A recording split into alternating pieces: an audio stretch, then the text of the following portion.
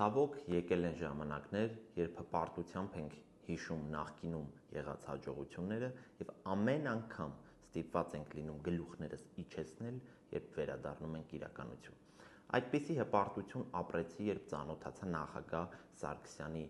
նամակին ուղղված Ռուսաստանի Դաշնության նախագահ Վլադիմիր Պուտինին։ Այնտեղ նա ուղիղ մատնանշում է այն խնդիրները, որոնք առկա են եղել բանակցային գործընթացում եւ առաջարկում է ներառել հավելյալ հայանպաստ ձևակերպումներ, որոնք բխում էին Հայաստանի Հանրապետության ազգային շահերից։ Նախագահ Սարգսյանը օրինակ է ծառայում, թե ինչպիսին պետք է լինի իսկական ազգային եւ պետականամետ գործիչը։ Այդ նամակից հետո Հայաստանը ստանձնել է ֆինանսական եւ ռազմական օժանդակություն եւ այն առաջարկները, որը արել է նախագահ Սարգսյանը, հետագայում տեղ են գտել բանակցային գործընթացում եւ մեծամասամբ հաշվի են առնվել բանակցային փաթեթում։ Դրա մասին փաստում է 2018 թվականի Կրակովի փաստաթուղթը, որը Փաշինյանը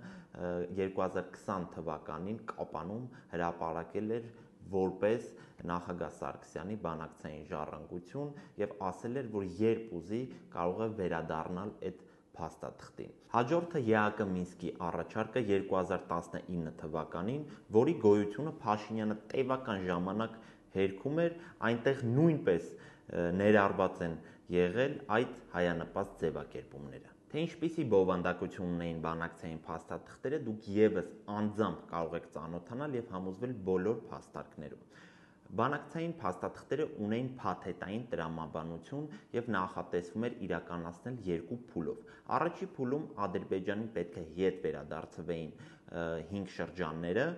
այն բանից հետո, երբ Արցախում կտեղակայվեին միջազգային խաղաղապահներ ՄԱԿ-ի անվտանգության խորհրդի սանկցիայով եւ դրանով իսկ կտրվեին միջազգային անվտանգության գարանտիաներ։ Դրա հետ մեկտեղ տեղի էր ունենալու կոմունիկացիաների ապաշրջափակումը։ Այդ նույն ժամանակ Արցախը ստանալու էր միջանկյալ կարգավիճակ, որը իրեն թույլ էր տալու մասնակցելու տարբեր միջազգային կառույցների, մասնակցելու էր ԵԱԿ-ի նիստերին իրեն վերաբերվող հարցերի ժամանակ,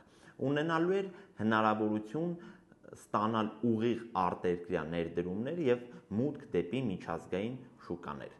Արցախը իր քաղաքական եւ տնտեսական կենսունակությունը ապահովելու էր իր սեփական ուժերով։ Երկրորդ փուլում Լեռնային Ղարաբաղի վերջնական իրավական կարգավիճակը որոշվելու էր կողմերի կողմից համաձայնեցված ժամկետում ՄԱԿ-ի եւ ԵԱԿ-ի հովանու ներքո անցկացվող համաժողովրդական քվեարկությամբ, որը ապահովելու է Լեռնային Ղարաբաղի բնակչության ազատ կամարտահայտությունը եւ ունենալու է պարտադիր իրավական ուժ։ Միջազգային իրավունքին ու նորմերին ու սկզբունքներին համապատասխան, իսկ քվեարկության հարցի ձևակերպումը որևէ կերպ չի սահմանափակվելու։ Դրա հետ մեկտեղ Արցախին եւ Հայաստանին կապող միջանցք է լինելու, որի լայնությունը երկրորդ փուլի բանակցության առարկա էր դառնալու Արցախի կարգավիճակի հետ капված։ Мы считаем, что на самом деле конфликт нужно решить на компромиссной основе и на тех принципах,